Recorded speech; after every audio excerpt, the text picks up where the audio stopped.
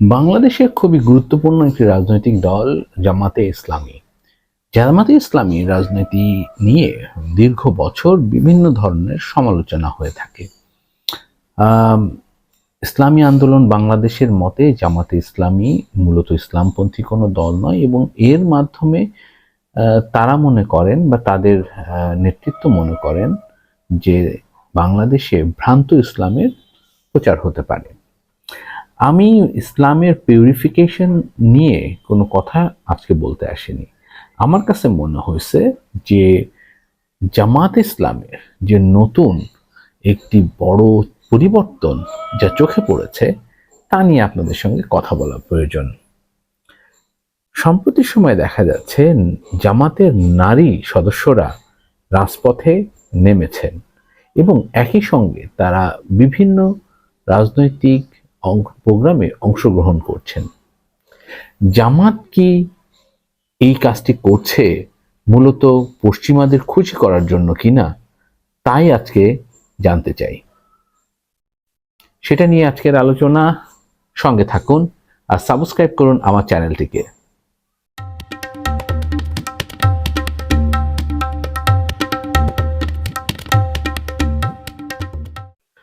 জামাত ইসলামের রাজনীতিতে আমরা গত 15-20 বছর ধরে দেখেছি যে জামাত ইসলামের রাজনীতিতে সরাসরিভাবে নারীদের অংশগ্রহণটা চোখে পড়ে না।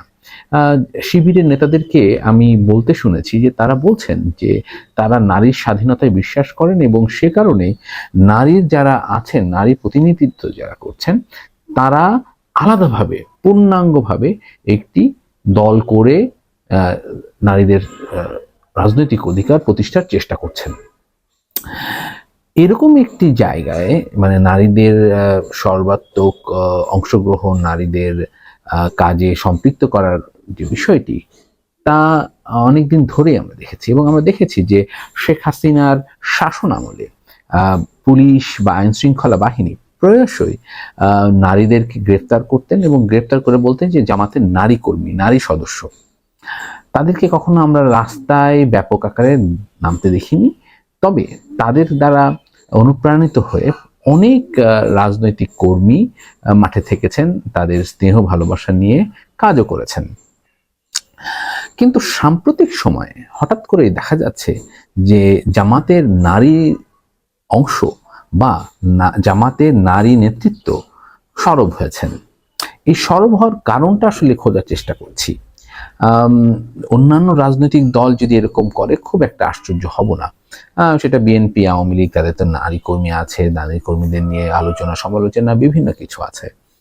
কিন্তু হঠাৎ করে জামাত কেন এই কাজটি করছে তাই বোঝার চেষ্টা করছিলাম।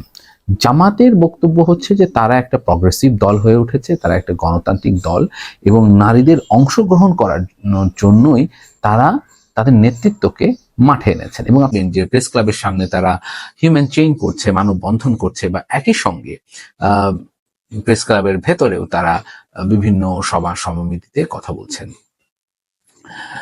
এবং সম্প্রতি যে বিষয়টা নিয়ে খুবই আলোচনায় এসেছে বা এই বিষয় নজর কেড়েছে সেটা হচ্ছে ব্রিটিশ হাই কমিশনার সারা কুকের সঙ্গে জামাতের একটি নারী অংশ গিয়ে দেখা করেছে এবং যে নারীদের যে টিম যে এখানে দেখা করেছে তাদের ভিতরে কোনো পুরুষ ছিল না। নারীদের অংশগ্রহণ রাজনীতিতে কেমন, তারা কি করছে, এইটা চোখে পড়ার মতো।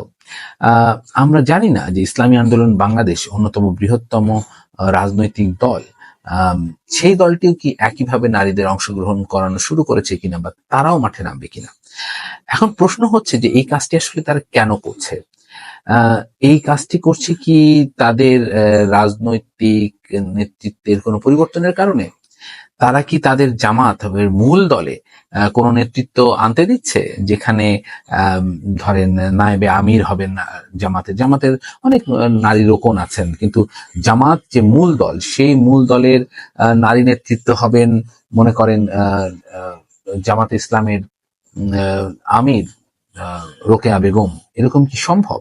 নাকি তারা কেবলমাত্র নারীদের একটা ইনক্লুশনের পথ করছেন নির্বাচনকে সামনে রেখে, অথবা কেবলমাত্র পশ্চিমাদের খুশি করার জন্য?